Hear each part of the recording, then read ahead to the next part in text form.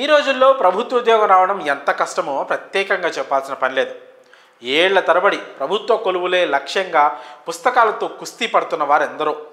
కొంతమంది పెళ్లి తర్వాత కూడా గవర్నమెంట్ జాబ్ సాధించాలనే పట్టుదలతో ఉంటారు.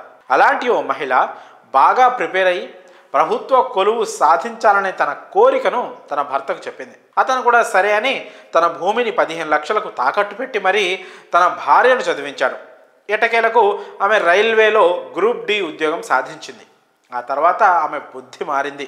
ఉద్యోగం వచ్చి రాగానే భర్తను దూరం పెట్టడం మొదలుపెట్టి చివరికి అతన్ని వదిలించుకోవాలని డిసైడ్ అయ్యింది. తన కష్టంతో ఈ ఉద్యోగం సాధించిన తన భార్య తీరుకు ఆ భర్త ఆశ్చర్యపోయాడు. ఉద్యోగం వచ్చిందనే పొగరు చూపిస్తున్న తన భార్యకు బుద్ధి చెప్పాలనుకున్నాడు.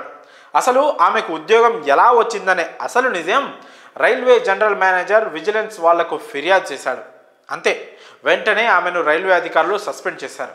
ఇంతకీ ఆమెకు ఆ ఉద్యోగం ఎలా వచ్చింది, ఆమె భర్త ఏం చెప్పాడు అనే వివరాలను ఇప్పుడు మనం క్లియర్గా తెలుసుకుందాం. రాజస్థాన్లోని కోటాకు చెందిన మనీష్ మీనా, సప్నా మీనా దంపతులు 2019లో Sapna Meena railway group D పరీక్షల్లో విజయం సాధించి రైల్వే జాబ్ సంపాదించింది. అయితే ఆమె చదువు, ఉద్యోగ ప్రయత్నాల కోసం మనీష్ మీనా తన భూమిని తాకట్టు పెట్టి ఏకంగా 15 లక్షల అప్పు చేశాడు. ఎలాగో తన భార్యకు ఉద్యోగం వచ్చిన తర్వాత ఆ అప్పును తీర్చవచ్చులే అని అనుకున్నాడు. కానీ ఉద్యోగం వచ్చిన తర్వాత సప్న బుద్ధి మారింది. ఆమె భర్తను దూరం పెట్టసాగింది. దీంతో అసలు స్వప్నకు ఉద్యోగం ఎలా వచ్చిందనే విషయం భర్త మనీష్ బయటపెట్టేశాడు. తన భార్య సప్న ప్రాక్సీ అభ్యర్థి సాయంతో రైల్వే రిక్రూట్మెంట్ బోర్డు పరీక్షల్లో ఉత్తీర్ణత సాధించిందని ఆరోపించాడు. సవాయి మాధోపూర్కు చెందిన సప్న కోటాలోని డిఆర్ఎం కార్యాలయంలో విధులు నిర్వహిస్తున్నారని మనీష్ తెలిపారు. ఆమె చదువు కోసం తన భూమిని తనఖా పెట్టి 15 లక్షలు అప్పు తీసుకున్నట్లు, 2019లో గ్రూప్ డి పోస్టుల కోసం రైల్వే రిక్రూట్మెంట్ బోర్డు అజ్మీర్ పరీక్ష కోసం ఆన్లైన్లో దరఖాస్తు చేసిందని, సప్నా కోసం పరీక్ష రాయడానికి తన బంధువుల్లో ఒకరైన అభ్యర్థిని ఏర్పాటు చేసినట్లు మనీష్ పేర్కొన్నాడు.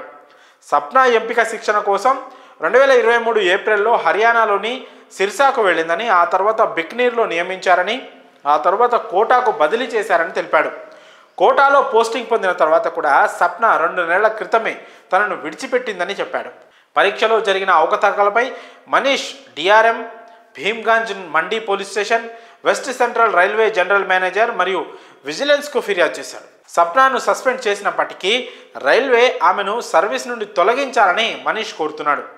పరీక్షా సమయంలో ఉపయోగించిన వేలిముద్రలు, ఫోటోలు, ఇతర పత్రాలను కూడా తనిఖీ చేయాలని మనీష్ డిమాండ్ చేస్తున్నాడు.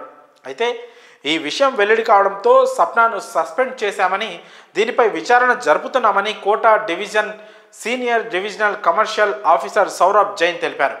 మరి ఉద్యోగం వచ్చిన తర్వాత భర్తను వదిలేసిన ఈ ఘటనపై మీ అభిప్రాయాలను కామెంట్స్ రూపంలో తెలియజేయండి.